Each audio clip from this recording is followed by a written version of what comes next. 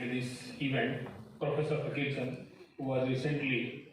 has been relieved from the post of director, and our colleagues as well as students of the university and the students who are related to our Ambedkar Study Center. जैसे कि ये seminar 2 दिन का है और कल जो यहाँ चीफ गेस्ट के रूप में प्रोफेसर विजय कायत को हम सुन रहे थे और लास्ट में प्रोफेसर विजय कायत जी ने जो बात कही वो कार्ल मार्क्स को कोट को ध्यान में रखते हुए उन्होंने बताया कि कार्ल मार्क्स ने जो थ्योरी दी और उसके बाद बाबा साहब डॉक्टर भीमराव अंबेडकर के बारे में जो उन्होंने बताया कि कार्ल मार्क्स ने जो थ्योरी दी उसके बाद वो थ्योरी जो है जो बाबा साहब डॉक्टर भीमराव अंबेडकर की थ्योरी के साथ साथ जो उन्होंने प्रैक्टिस करके दिखाई, प्रैक्टिकल एस्पेक्ट करके दिखाया उसका, यानी कि उसको लागू करके दिखाया, उससे रिलेटेड जो चीजें थी वो ज्यादा आज के इस सिनेरियो में मूल्यवान है कि डॉक्टर बाबा साहब भीमराव अंबेडकर और वीमेन एम्पावरमेंट सब अपनी अलग अलग थ्योरी देते हैं कि ये होना चाहिए, लेकिन उसको करके दिखाए वो एक्चुअली ऑर्गेनिक इंटेलेक्चुअल होता है। एक इकोनॉमिक एस्पेक्ट में, एक सोशल एस्पेक्ट में, जो पॉलिटिकल एस्पेक्ट में जो महिलाओं को भागीदारी बाबा साहब डॉक्टर भीमराव अंबेडकर द्वारा दिलाई गई, उसका एक पहलू जो भारतीय संविधान का है, भारतीय संविधान में जो कॉन्स्टिट्यूशनल सेफ गार्ड्स दिए हुए, कॉन्स्टिट्यूशनल प्रोविजन जो दिए हुए हैं, जेंडर डिस्क्रिमिनेशन, यानी कि जो भारत में लैंगिक विभेदता है, जेंडर डिस्क्रिमिनेशन है, उसके अगेंस्ट जो कॉन्स्टिट्यूशनल प्रोविजंस हैं, उस पॉइंट को लेकर के थोड़ी देर आपसे बात करेंगे। जब बाबा साहब डॉक्टर भीमराव अंबेडकर का नाम आता है या जब वीमेन एम्पावरमेंट का नाम आता है तो कॉन्स्टिट्यूशन की जब बात आती है तो बाबा साहब की जो राइटिंग एंड स्पीचेज जो हैं उनका एक वॉल्यूम नंबर 13 जो है वो बहुत ही महत्वपूर्ण है। अगर हम कॉन्स्टिट्यूशनल प्रोटेक्शन की बात करें, बाबा साहब डॉक्टर भीमराव अंबेडकर और वीमेन एम्पावरमेंट की बात करें, और वॉल्यूम नंबर 13 जो है chief architect of Indian constitution, अगर उसको पढ़े बिना हम बाबा साहब की बातों को समझना चाहें तो मुझे लगता है कि हमारे लिए बड़ी कठिनाई होगी। बाबा साहब डॉक्टर भीमराव अंबेडकर जब भारतीय संविधान सभा में गए तो उनका एक जो मेन उद्देश्य था, जो उन्होंने 17 दिसंबर 1946 को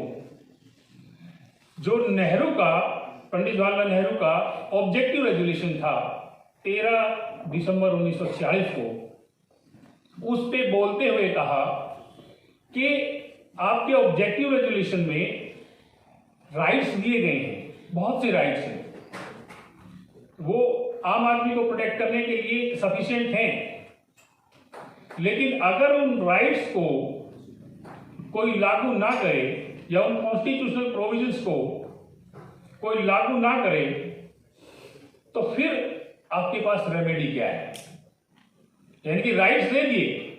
वो जो बात कल प्रोफेसर कायत कह रहे थे कि थ्योरी तो दे दी, लेकिन थ्योरी का प्रैक्टिकल रूप में उसको लागू करके दिखाना, या अगर लागू ना हो तो वो जो लोग हैं जो लागू ना करने वाले हैं उनके खिलाफ क्या आपके पास रेमेडी, उनके लिए आप क्या कर सकते हैं जो प्रताड़ित हैं? बाबा साहब डॉक्टर भीमराव अंबेडकर ने कहा कि ये जो अधिकार हैं जो भारतीय संविधान में हम डालने जा रहे हैं, जो आपके ऑब्जेक्टिव रेजोल्यूशन का पार्ट है, ये नाकाफी हैं अगर इन संवैधानिक अधिकारों के उल्लंघन पर संवैधानिक रेमेडी ना दी जाए, कॉन्स्टिट्यूशनल रेमेडी ना दी जाए, और वो कॉन्स्टिट्यूशनल रेमेडी जो है वो आर्टिकल 32 के रूप में बाबा साहब ने, डॉक्टर बी आर अम्बेडकर ने इस कॉन्स्टिट्यूशन में डाली और वो आर्टिकल 32 जो है वो सुप्रीम कोर्ट क्लोज 2 में सुप्रीम कोर्ट को पावर देता है कि कोई भी मौलिक अधिकार, जिन मौलिक अधिकारों का उल्लंघन होता हो, उनके लिए रिट इशू कर सकता है सुप्रीम कोर्ट। और क्लोज 1 में जिसके मौलिक अधिकार हनन हुए हैं वो सुप्रीम कोर्ट में जा सकता है। तो ये जो आर्टिकल 32 का है, जो जेंडर डिस्क्रिमिनेशन है, जो कास्ट डिस्क्रिमिनेशन है, जो रिलीजियस डिस्क्रिमिनेशन है, या जो सोशल इकोनॉमिकल डिस्क्रिमिनेशन जो है, उसके वायलेशन होने पर, डिस्क्रिमिनेशन होने पर आप सुप्रीम कोर्ट जा सकते हैं। बात यह है कि जब सुप्रीम कोर्ट आप चले जाएंगे, लेकिन उसको लागू करते वक्त सुप्रीम कोर्ट ने ऑर्डर दे दिया, उसको लागू करते वक्त फिर एक जो मैकेनिज्म है जिसको आप एनफोर्समेंट एजेंसीज बोलते हैं, जो संविधान के तहत काम करती हैं, अगर वो आपके अधिकारों को इंश्योर ना करें, लागू ना करें, तो फिर वही अवस्था आ जाती है जो उस टाइम थी ना लागू करने के समय। तो ये जो इश्यू है, इस पे बाबा साहब ने जो 3 अक्टूबर 1954 को ऑल इंडिया रेडियो को एक स्पीच दिया, उस स्पीच का जो टाइटल है वो है फिलोसफी ऑफ माई लाइफ, मेरे जीवन का दर्शन। और मेरे जीवन का दर्शन, इस टाइटल के तहत बाबा साहब ने कहा कि मेरे जीवन का दर्शन 3 बातों पर आधारित है: लिबर्टी, इक्वालिटी एंड फ्रेटर्निटी, यानी कि स्वतंत्रता, समानता और भाईचारा। और स्वतंत्रता, समानता, भाईचारा एक जो 50% पॉपुलेशन जिसको हम मान के चलते हैं, जो फीमेल साइड है, उसको क्या उसी स्वतंत्रता के साथ काम करने की आजादी थी? क्या उसको समान समझा गया या उसको फ्रेटर्निटी का पार्ट माना गया या नहीं? इस भारतीय संविधान के अनुसार जो लिंग भेद के, जिसको मनुस्मृति के नाम से जाना जाता है, क्या मनुस्मृति में या उसके बाद लिखी गई जो स्मृतियां हैं, उनमें महिलाओं के उत्थान की बात थी? क्या जो लैंगिक भेदभाव जो था उनके लिए प्रोटेक्शन के लिए कोई व्यवस्था थी? अगर आप उन चीजों को पढ़ेंगे तो बिल्कुल आपको लगेगा कि वो चीजें महिलाओं के बिल्कुल विरुद्ध थी। महिलाओं को वो आजादी नहीं थी जो उनको समाज के नाते होना चाहिए। इन चीजों को, क्योंकि बाबा साहब डॉक्टर भीमराव अंबेडकर घर से ही जो 3 महिलाएं, उनकी मां भीमाबाई, उनकी बुआ मीरा और उनकी पत्नी रमाबाई, जो सहयोग उनसे मिला और जो असहयोग और प्रताड़ना जो उनकी स्टेप मदर थी जीजाबाई, उससे मिली,